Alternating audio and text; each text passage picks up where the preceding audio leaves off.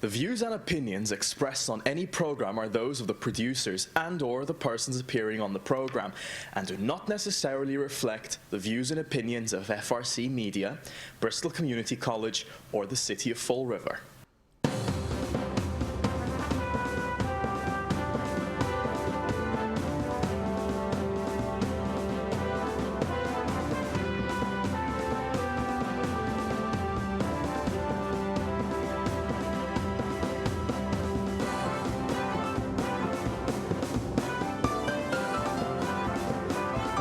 Well, hello. Welcome to Spindle City Straight Talk. I'm Chip. And I'm CJ.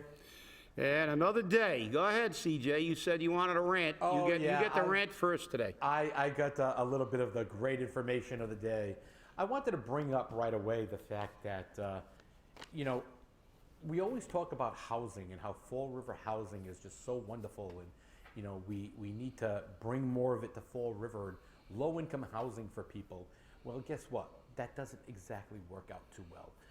A recent federal audit by the Housing and Urban Development, which I have here, has shown that thousands of families are making incomes too high to qualify for public housing.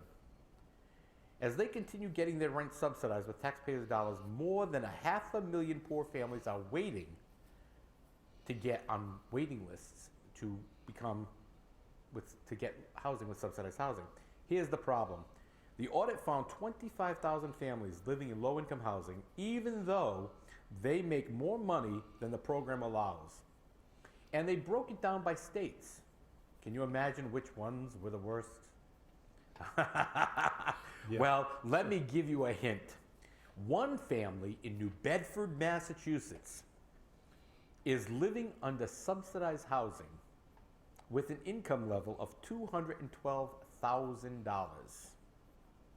And they pay $5.25 a month for rent. Now, the director of Housing and Urban Development, in their official response, says, these people are model tenants, and they're role for other families to look at. They're the role models. Wow. HUD also says that removing these families could make it harder for them to keep jobs and stay above the poverty line.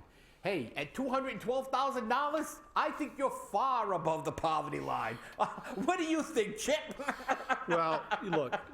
It's I'm really glad you read that last statement because, it just goes to show how corrupt and how unbelievably ridiculous government can the lengths they can go to justify when they screw up.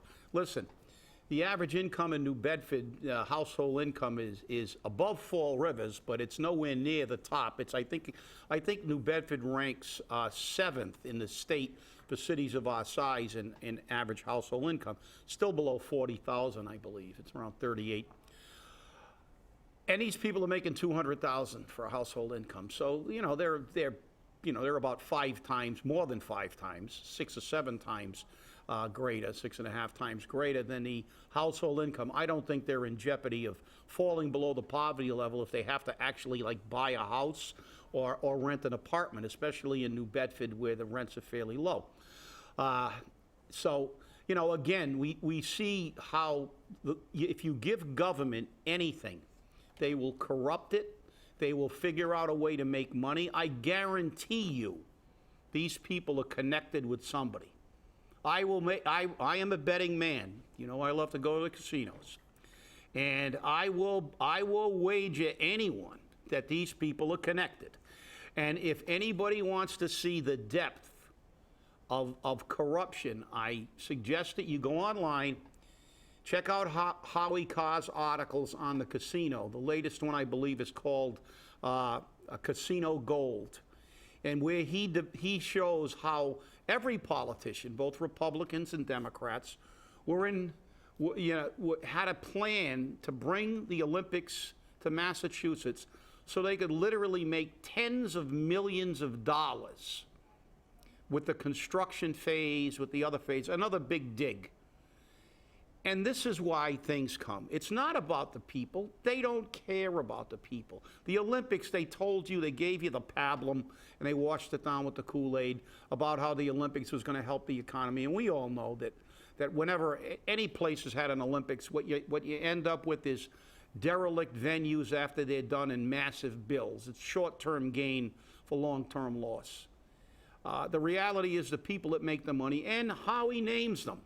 The contractor that basically was Menino's right-hand man, gave Menino his second job, and made literally hundreds of millions of dollars doing construction work. This is what makes government work.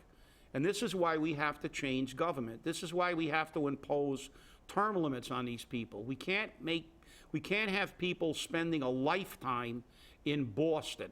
And I believe there was an article I saw somewhere, maybe on Facebook. I don't go on it very often, but somebody posted something about, it showed some of the congressmen and how long they'd been in Congress. 34 years, 38 years, 40 years.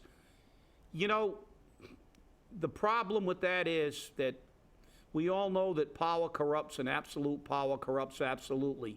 These people cannot stay in Washington that long without succumbing to the paychecks that these lobbyists give them. We all know about the congressman who stood up for the drug industry against the people. He was ultimately ousted from office, and what happened to him? He got $1 million a year consulting job with the pharmaceutical companies. This is the way it works. And if the people in this country believe that, you know, government is working for us today on any level, they're crazy. And now we can segue to Fall River's government, because here we go.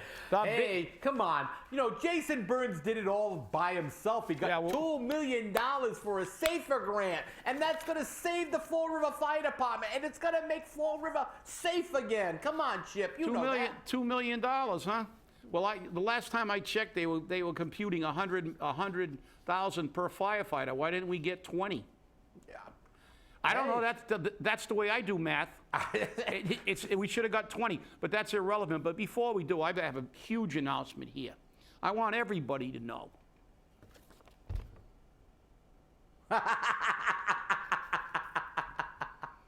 Here we go. The mayor that never shows up in the city hall is going to be there. We can have a mayor sighting on August 1st and 2nd at Durfee High's tennis courts, because he's going to give a tennis clinic, and he's going to give out 25 rackets and a ball. I don't know what you're going to do with one ball in tennis, but you're going to chase that thing around all day, because you have to have at least 3, normally in play. So they come 3 in a can, by the way, in case you don't play tennis. Hey, Chip, can I ask you a question? Yes. Does that mean the mayor has a racket, or he finally found his balls? I don't know. Either one. And listen, this is the big one. Ages 7 to 8, 9 to 10, and 11 to 12. And with the double asterisk, the first 25 kids in each group will receive a free tennis racket and ball. Wow, thank you. Maybe instead of the rackets and the ball, you should have been giving out bags or chits to waive the solid waste pickup fee, which now segues me into the SAFER grant. Well, here we go again, folks. We all know the definition of insanity: to repeat the same action over and over again and expect a different result. Well, here we go.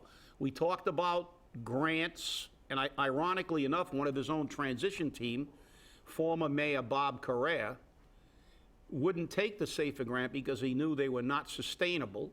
And here we are again. We just got a trash pickup fee implemented to subsidize the firefighters and police officers we have on the job now. And we go out and we take another grant. And on the radio today, he was quoted as saying, well, when the grant runs out, we may get another one. So I guess his idea is to keep us on federal welfare for public safety for the rest of our lives, which isn't going to happen. And secondly, he said, and if that doesn't happen, these positions may be absorbed I would like to know what he means by absorbed. Sam is really great at using these euphemistic terms that can be construed in a different way. You know, like he blames things on things that, like the retirement system is a problem. Well, it's a problem because you idiots don't fund it. You know, healthcare is a problem. No, it isn't. You've made $12.1 million in the actually now it's 14.4 in the last 5 fiscal years by taking it out of the pockets of the people who bargained for that health care. So those are not even half-truths. They're out-and-out lies and misrepresentations. So now we're talking about we may, not we will, we may be able to absorb these jobs. What does absorb mean? Are we going to lose those 10 positions by attrition rather than laying somebody off? Are we going to maintain those positions by increasing taxes and fees again? Shame on you, and shame on the union. Because the fact is, you have an obligation, not only to your membership, but to the people of the city of Fall River, not to keep going out and begging for money. Instead of standing near the mayor and kissing his butt because you got a SAFER grant and blowing party horns, look at the forest for the tree. You're not doing your men any good if they get laid off, ultimately. You're bringing people on short term and they're going to be laid off in a couple of years. Is that fair? Look at what's happened already. Most of those people that got laid off from the Fall River Fire Department are not coming back. And I don't blame them. And as a matter of fact, I advised most of them to stay where the hell they are. Because they don't have to worry about their job in Newton. They don't have to worry about that job in Brookline. They don't have to worry about their job in Framingham. Because those communities prioritize public safety. They don't have to go out begging for new trucks. They don't have to go out begging to keep their jobs. The people in that community's tax dollars are prioritized and used for public safety. And rather than going out looking for a handout that we can't sustain, because I'll say it again for the 4 millionth time, grants are not made to supplement departments. They're made to supplement, not sustain departments, okay? They're there only as a stopgap while you figure out ways to get the funding to keep those positions. And that's not the way we do it in Fall River. As usual, we do everything in Fall River ass backwards. We take money, then we take the money that money was utilized for, divert it, and then when that money runs out, we go, oh, we can't afford these positions anymore. We have to raise your taxes and your fees. Why isn't the fire union fighting the mayor and saying, let's make public safety a priority. Let's make our tax dollars pay for essential services for the people in this city. Let's make sure that my tax dollar is spent for police protection, fire protection, education, trash pickup, and essential services. Not pay raises for those clowns that they don't want to give a pay cut to. As a matter of fact, they want to give a pay raise to. And at the next city council meeting, I will appear before the council and show them the documentation of the $146,000 that was put in the employer account rather than in the employee account, which is a violation of the law, by the treasurer, who already makes too much, who got a pay raise, and who has 4 assistants. What's wrong with government? Sam Sutter has not done one thing to reorganize government, to streamline government, to make government leaner, and to make government more sensitive to the needs of the community that he is the mayor of. No, he's given tennis clinics and rackets and a ball. Because, you know, this is what's important. And there's no plan. Fall River has no plan. It's the same, it's business as usual. It's like, okay, spend all the money you got, and when we run out of money, we raise taxes and raise fees again. Well, guess what? You've almost killed the city. We're on a respirator now, you know. I don't even know if we have a do not resuscitate order, but we should, because we should go directly into receivership, because that's the reality. This city, as I said on the last show, is raising $42 million more than it did 5 years ago. Where's it gone? Who knows? Kathy Ann Viveris has said she saved $21 million. CJ and I had a meeting with Kathy Ann, and she went over it, and we said it was all baloney, but let's say for the sake of argument, she was actually correct. So you add 21 million to 42 million, that's 63 million bucks they've had in the last 5 years, extra. And we're still out of money. We still had to raise a fee to keep firefighters on the trucks. We shouldn't be looking for grants. We should be holding the mayor and the city council's feet to the fire to say, I pay my taxes to have police officers, firefighters on the street protecting my safety. That's a fundamental right. That is a fundamental right we have in this country. If you look at the preamble to the Declaration of Independence, it says something about the public welfare and provide for the common defense. And that's not only military defense, it's the defense of the public in their own communities. Why do we have cities? Why do we have a government? As I told you, the government is a necessary evil. We have a government there only to take our money. This is not a profit-making business. They have a moral obligation to take our money and use it for us, but they don't. Just like they didn't, that's why they weren't going to use the money for us with the Olympics. They're not using the money today in Fall River for the people or for services in a community that is in dire need of public safety. And everybody's on the bandwagon. And you know something? The only people that can change it are you and I. And I hope everybody is as upset as they seem to be, because we need a drastic change. We need to sweep that house clean. And it can't be just talk. You can talk, you can talk the talk, but you have to walk the walk. Don't be like Willie Loman in The Death of a Salesman when he said, I don't want change, I want Swiss cheese. So the fact is, if you're more worried about what's on your sandwich than changing the government, you get what you deserve. And I'm going to tell you, this SAFER grant, while we need the men, is an absolute travesty, because they acquired this SAFER grant again, as the Flanagan administration did, with absolutely no plan on how to generate the revenue to sustain those jobs when the grant disappears. So that's the reality of it. So stop patting yourself on the back and giving yourself bursitis, because you're all full of crap. Go ahead, CJ. Well, you know, Chip, you're absolutely right. As soon as Jason Burns, who is the president of the firefighters union, had posted that we got the grant, we have 10 more firefighters, I turned around and said, you're to blame for this. You are to blame for this. Your union is to blame for this. Not only the mayor, not only the city council, but the union.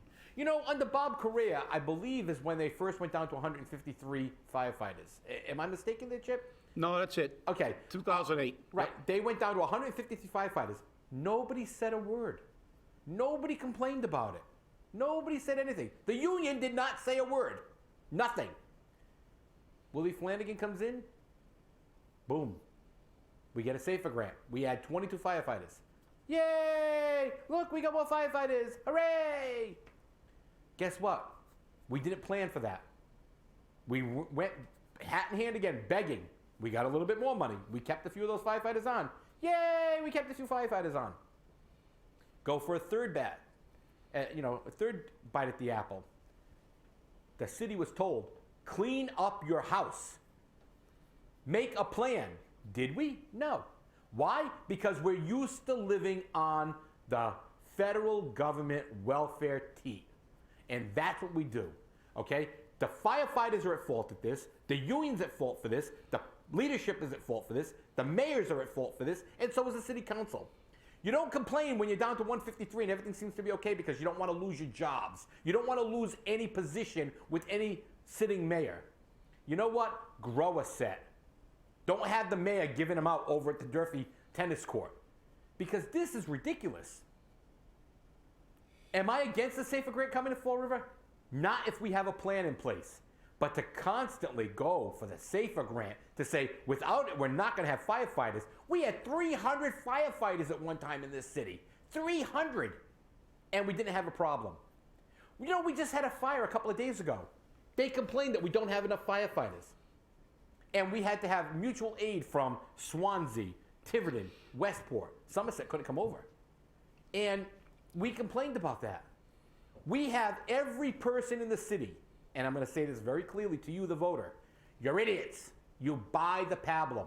You fall in, oh no, we're not going to have firefighters. The city's going to fall apart. Oh no, we're not going to have police. Crime is going to go crazy. Guess what? Crime is already going crazy. I don't care if you add another 100 police to the police department. Guess what? Crime is still going to run crazy because you don't address the problem. You try to address the solution. You got to first identify your problem, then see what tools you have, then come up with a plan of correction to correct the problem.